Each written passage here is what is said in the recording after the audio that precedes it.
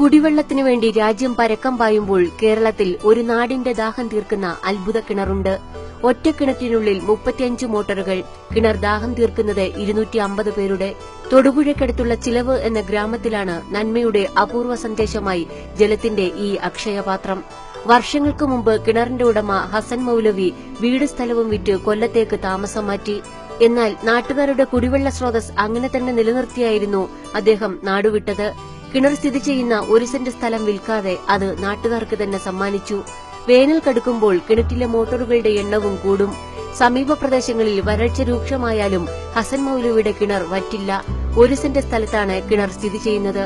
വർഷം തോറും കിണറ്റിലെ മോട്ടോറുകളുടെ എണ്ണവും കൂടും. കിണർ വൃത്തിയായി സൂക്ഷിക്കാനും സംരക്ഷിക്കാനും മുന്നിട്ടു നിൽക്കുന്നതും നാട്ടുകാർ തന്നെയാണ്. ഏതു വരൾച്ചയിലും ലോഭമില്ലാതെ ഒരു കിണർ നീരുറവുകൾ തുറക്കുന്നു. ആ ജലസമൃദ്ധി അതിന്റെ ഉടമ ഒരു നാടിന്റെ ദാഹം തീർക്കാനായി സമർപ്പിക്കുന്നു.